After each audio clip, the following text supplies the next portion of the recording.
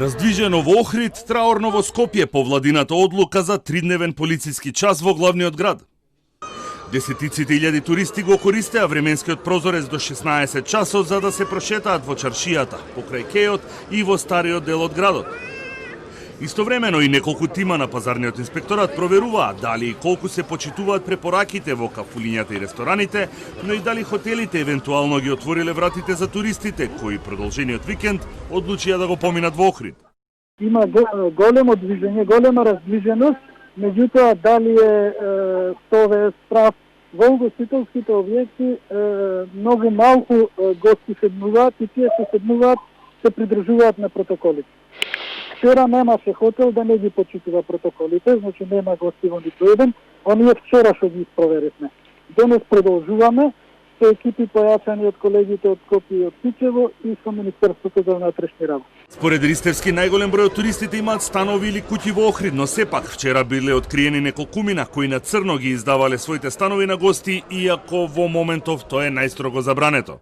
Точна е констатацијата дека најголемиот број од гостите поседуваат сопствени станови, но има и такви кои што се сместени за жал по становиздавачите, кои што во текот на вчерашниот ден во соработка со Министерството за внатрешни работи откриени се 4 становиздавачи како ги издаваат своите станови на туристи без да бидат и запишани во регистарот на угостители од Малобен. Тоа представува кривично дело согласно член 205 и 206 од кривичниот законник.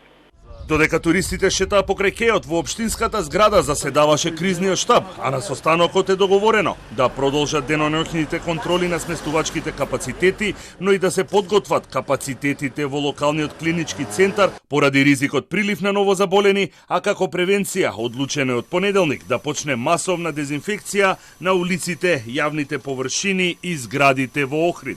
Официјалните информации се дека вчера 11 лица биле затекнати по почетокот на полицискиот час, а на други 126 им биле издадени казни поради неносење на заштитни маски.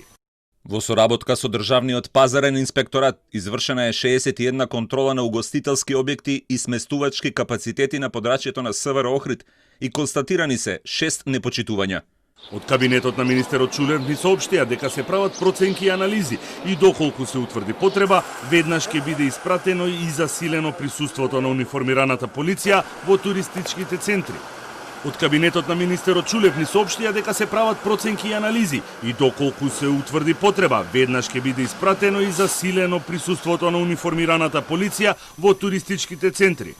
Оттаму апелираа до граѓаните да ги почитуваат мерките и препораките за одржување на дистанца и носење на заштитна опрема.